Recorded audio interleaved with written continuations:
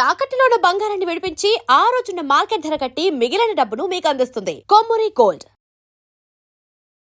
నమస్తే సార్. నమస్తే సార్, చింతగింజలతో ఈ మధ్య మోకాల నొప్పులకు సంబంధించినటువంటి ఔషధాన్ని కనిపెడుతున్నారు. నిజంగానే చింతగింజలతోటి ఈ మోకాల నొప్పి ఔషధాలు తయారు చేయొచ్చు అంటారా? అసలు నిజంగా పోతుంది అంటారా?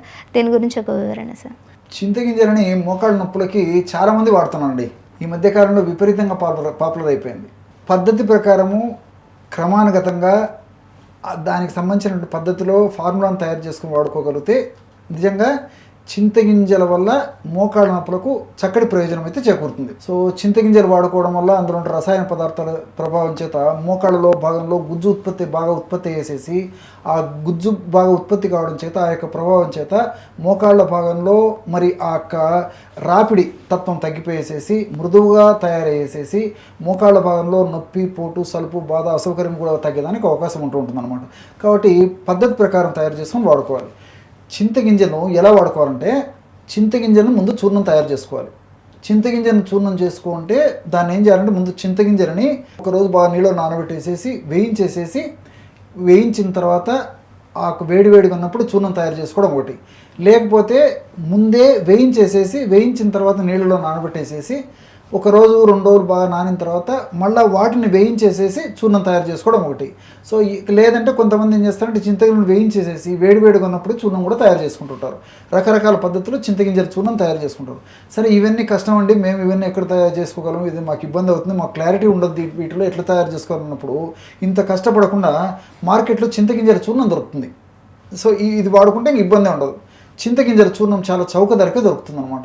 సో మనం చింతపండు ఆహార పదార్థాలు వంటకాలు వాడతాము, చింతగింజలను బయట పారేసేస్తుంటాము. సో ఈ మధ్య మార్కెట్లో విత్తనాలు లేనటువంటి చింతపండే మనకు ప్యాక్ చేసి అమ్ముతున్నారు కాబట్టి చింతగింజలు కూడా అసలు ఉండేటువంటి పరిస్థితి కూడా లేదు. కానీ చింతగింజల పొడి మనకు మార్కెట్లో దొరుకుతుంది. ఈ చింతగింజల పొడిని ఒక 100 గ్రాములు తీసుకోవాలి. ఇందులో జీలకర్రను వేయించేసేసి చూర్ణంలాగా తయారు చేసుకొని 20 గ్రాములు జీలకర్ర చూర్ణం తీసుకోవాలి. ఒక 10 గ్రాములు మాత్రమే సైంధవలనం కలుపుకోవాలి. ఈ సైంధవలనాన్ని కూడా రాక్ సాల్ట్ అనేటువంటి పేరుతో పిలుస్తుంటారు అనమాట. మనకు మార్కెట్లో గడ్డల రూపంలో దొరుకుతుంది, పొడి రూపంలో దొరుకుతుంది. దీన్ని ఒక 10 గ్రాములు కలిపేసేయాలి. ఈ 3 పదార్థాలు చింతగింజల పొడి 100 గ్రాములు, జీలకర్ర పొడి 20 గ్రాములు, సైంధవలనం పొడి 10 గ్రాములు, ఈ 3 పదార్థాలు కలపడం వల్ల బ్రహ్మాండమైనటువంటి మోకాళ్ళ నొప్పులు తగ్గించేటువంటి ఔషధం రెడీ అయిపోతుంది. ఈ యొక్క పౌడర్ని ఎలా తీసుకోవాలి? మొదటి వారం రోజులు రోజు ఒక్కసారి మాత్రమే తీసుకోవాలి. అంటే ఉదయం పూట కానీ సాయంత్రం పూట కానీ ఆహారానికి ఒక అరగంట ముందు 1/2 టీ స్పూన్ పౌడర్ తీసుకోవాలి. ఒక వారం పాటు. వారం తర్వాత మరి ఇంకా రెగ్యులర్గా ఉదయం ఒకసారి, రాత్రి ఒకసారి, ఆహారానికి ఒక అరగంట ముందు ఆ యొక్క పొడిని తగినంత తేనెతో కలిపి తీసుకోవచ్చు. తేనె వాడదైనటువంటి వాళ్ళందరూ కూడా, లేదంటే ఒక 50 to 100 ml నీళ్ళలో కలిపి తీసుకోవచ్చు, లేదా మజ్జిగతో తీసుకోవచ్చు. ఎవరికి ఎలా వీలైతే అలా వాడుకోవచ్చు అనమాట. కాబట్టి ఉదయం ఒకసారి, రాత్రి ఒకసారి ఈ పద్ధతిలో ఈ యొక్క ఔషధాన్ని తయారు చేసుకొని ఈ యొక్క ఔషధాన్ని వాడుకోవాలి. ఈ ఔషధం అయిపోయిన తర్వాత మరలా ఈ పద్ధతిలో తయారు చేసుకొని వాడుకోవచ్చు.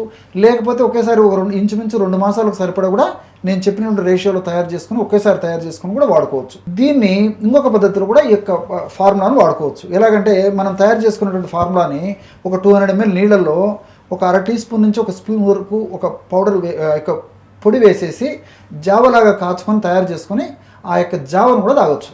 ఈ విధంగా తీసుకున్నప్పటికీ మోకాళ్ళ నొప్పుల సమస్య తగ్గిపోతుంది. కాబట్టి ఈ 3 పదార్థాలు ఉన్నటువంటి ఔషధ గుణాలు, అంటే ఈ చింతగింజలో ఉన్నటువంటి ఔషధ గుణాలు, జీలకర్రలో ఉన్నటువంటి ఔషధ గుణాలు, సైంధవలంలో ఉన్నటువంటి ఔషధ గుణాలు, ఈ 3 కూడా ఈ మోకాళ్ళ భాగంలో ఉత్పత్తి అయ్యేటువంటి, మోకాళ్ళ భాగంలో తయారైనటువంటి లేదా మోకాళ్ళ భాగంలో ఏర్పడేటువంటి హానికారకమైన పదార్థాలు, అంటే TNF ఆల్ఫా, అదే సైటోకైన్స్, ఇంటర్లీకిన్స్, ఇలాంటి హానికారకమైన రసాయన పదార్థాల ఉత్పత్తి యొక్క ప్రభావం చేతనే మోకాళ్ళ భాగంలో ఇలాంటి ఇబ్బందులన్నీ కలుగుతున్నాయి అన్నమాట. కాబట్టి ఇలాంటి పదార్థాల ఉత్పత్తిని తగ్గించడమే కాకుండా ఆ పదార్థాల యొక్క శక్తిని నిర్వీర్యం చేయడం వల్ల మోకాళ్ళ భాగంలో నొప్పి ఉండదు, పోటు ఉండదు, సలుపు ఉండదు, బాధ ఉండదు, అసౌకర్యం ఉండదు, చక్కటి ఆరోగ్యవంతమైనటువంటి పరిస్థితి మోకాళ్ళ భాగంలో చేకూరేటువంటి పరిస్థితి ఏర్పడుతూ ఉంటుంది అనమాట. ఈ యొక్క చింతగింజల్లో కూడా మరొక ఇదేంటంటే మోకాళ్ళ భాగంలో కొంత రకాలైనటువంటి ఫ్రీ రాడికల్స్ ఉత్పత్తి అయ్యి అవి హాని కలుగజేస్తుంటాయి. అంతేకాకుండా దేహంలో కూడా కొన్ని ఫ్రీ రాడికల్స్ ఉత్పత్తి అవుతుంటాయి. సో MMPS, TRPS, ఎక్సోగ్లైకోసైడ్స్ ఇలాంటివన్నీ కూడా హానికారకమైనటువంటి ఎంజైమ్స్ ముఖ్యంగా మోకాళ్ళ భాగంలో దాని యొక్క ప్రభావాన్ని చూపించి మోకాళ్ళ భాగంలో డ్యామేజ్ అయ్యేందుకు ఆ యొక్క ఫ్రీ రాడికల్స్ అని చెప్పబడేటువంటి హానికారకమైన పదార్థాలు మోకాళ్ళ భాగాన్ని డ్యామేజ్ చేస్తుంటాయి అనమాట. ఆ యొక్క ఎంజైమ్స్ యొక్క ఉత్పత్తిని తగ్గించేందుకు కూడా ఈ చింతగింజలో ఉన్నటువంటి ఈ ఎపికెటచిన్ ఇలాంటి రసాయన పదార్థాలు ఉపయోగపడతాయి. జీలకర్రలో ఉన్నటువంటి మరి థైమోక్వినాలు, అదేవిధంగా థైమాల్ ఇలాంటివి కూడా ప్రత్యక్షంగా పరోక్షంగా ఈ మోకాళ్ళ నొప్పికి సహకరిస్తాయి తగ్గేందుకు. సైంధవంలో ఉన్నటువంటి వివిధ రకాల రసాయన పదార్థాలు కూడా ఈ యొక్క ఔషధం మరింత త్వరగా సమర్థవంతంగా శీఘ్రంగా పనిచేసేందుకు సహకార ఔషధంగా పనిచేస్తుంది. బట్ ఈ 3 పదార్థాలు కలిపి మనం ఔషధంగా వాడుకోవడం వల్ల మరి మోకాళ్ళ భాగంలో గుజ్జు బాగా త్వరగా అరిగిపోయేటువంటి స్థితి నుంచి కాపాడేసేసి మరి మోకాళ్ళ భాగం త్వరగా అరిగిపోకుండా మరి ఆపరేషన్ పరిస్థితి రాకుండా కూడా ఈ యొక్క ఔషధం వాడుకోవడం వల్ల మనం కంట్రోల్ చేసుకోవచ్చు. ఓకే, దీన్ని బట్టి చాలా చక్కటి మోకాళ్ళ నొప్పికి మంచి ఔషధం. Thank you so much sir. Okay.